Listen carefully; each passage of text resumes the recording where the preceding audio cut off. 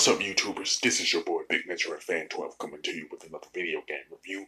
And in this review, I'm going to talk about the game Snow Brothers Nick in Time, which was released on the Nintendo Game Boy by Capcom and Toaplan. And the plot of the game is that Nick in Time, who were princess, was living with two princesses when King Scourge froze them and kidnapped the princesses in the process. Now, when Nick and Tom came through, they pretty much noticed that the princesses were missing, and King Scorch was responsible. So they went on a mission to rescue him from King Scorch. Pretty much after they realized they had ability to throw ice and snow projectiles and stuff like that. Now, Snow Brothers Nick and Tom is pretty similar to the Bubble Bobble franchise in terms of stage design and pretty much gameplay and stuff like that. You know what I'm saying? Instead, you throw snow instead of bubbles and stuff like that. And pretty much the goal of each stage is to take out all the enemies on the stage, which is pretty much like at a time on each stage. And there's pretty much 50 stages overall. You know what I'm saying, and all that. And after every 10th stage and stuff like that, you pretty much encounter a boss, you know what I'm saying? And of course, each boss has their own strategy on how you defeat them, you know what I'm saying? Stuff like that. Now, like Snow Brothers does have a password where you use it to pick up on the last stage where you left off at, you know what I'm saying? And pretty much you can and after you engulf an enemy in a giant snowball, you use it to hit the other enemies for pretty much extra points and stuff like that.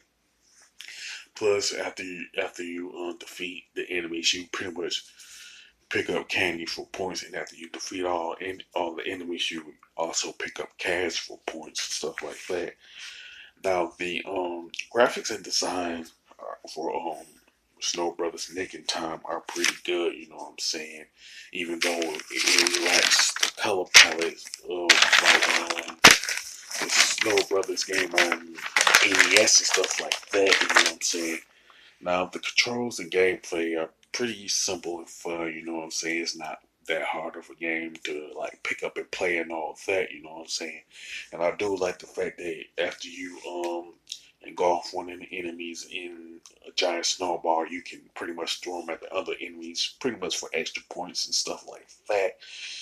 And the soundtrack is pretty good, you know what I'm saying? And it definitely fits this particular game within the Snow Brothers franchise and stuff like that. And pretty much the only gripe that I can think of with this particular game is that it lacks pretty much a two-player co-op. But it's a pretty minor nitpick in my opinion. You know what I'm saying? Now, Snow Brothers Nick and Tom is a pretty good game, but it ended up being an underrated Game Boy title, mainly because of the popularity of the Bubble Bobble series in particular. You know what I'm saying? Now, I would honestly recommend it to anybody who's like a retro gamer, but I definitely would recommend it to anybody who enjoyed the Bubble Bobble franchise. You know what I'm saying? Because of the similarities with with the stage design and the gameplay and stuff like that. Now, as far as the score, I definitely give Snow Brothers Nick and Tom an 8 out of 10. You know what I'm saying? A lot of the flaws that I can think of is pretty minor. You know.